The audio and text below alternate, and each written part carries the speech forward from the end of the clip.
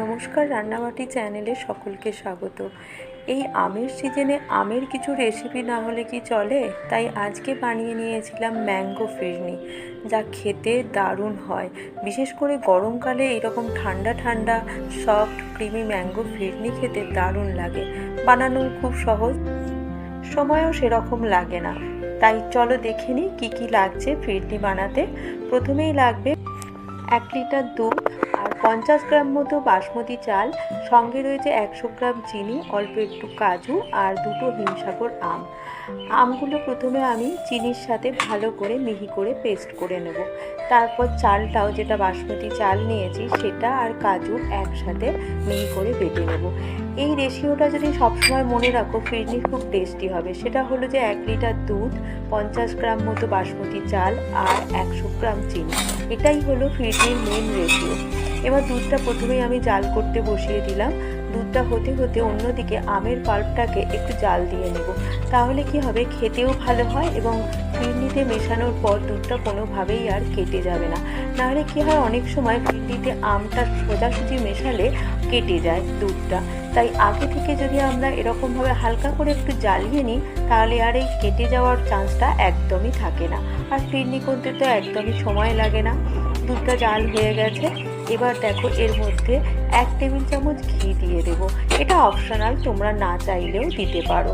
তারপর ঘিটা একটু মিশিয়ে নেওয়ার পর বাসমতি চাল, যেটা আমরা আগের থেকে গুঁড়ো করে রেখেছিলাম, সেটা অল্প অল্প করে মেশাবো, একেবারে দিয়ে দেবো না। কারণ একেবারে দিয়ে দিলে কি হবে, দলা পাকিয়ে যাবে।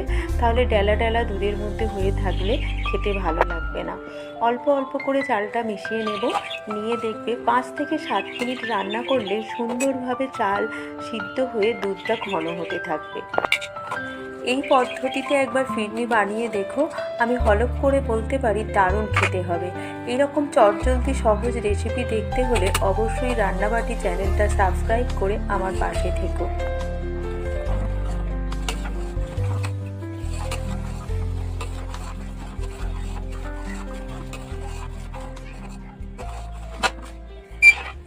দেখো, চালটা সিদ্ধ হয়ে দুধটা ঘন হয়ে এসছে। ঠিক এই রকম ঘনত্ব যখন হবে, তখন আমরা গ্যাসটা বন্ধ করে এবার আগের থেকে জ্বালিয়ে রাখা আমটা মিশিয়ে নেব। বেশ ভালো করে মিশিয়ে নিতে হবে।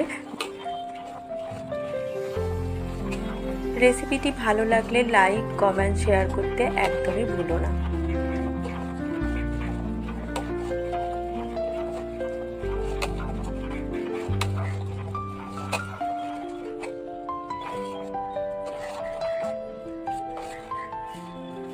ভালো করে মিশিয়ে নেওয়ার পর এবার 1 চামচ মতো গোলাপ জল দিয়ে আরও একটু মিশিয়ে নেব।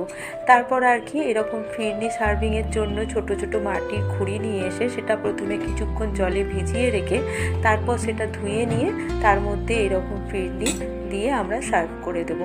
ওপর থেকে অল্প ছোট ছোট করে টুকরো করে আমের কুচি দিয়ে দেবো। দিয়ে ফ্রিজে ওই 3-4 ঘন্টা রাখার পর একদম যখন ঠান্ডা ঠান্ডা হয়ে যাবে আর একটু সেট হয়ে যাবে, তখন আমরা এটা সার্ভ করবো। দুর্দান্ত খেতে লাগে।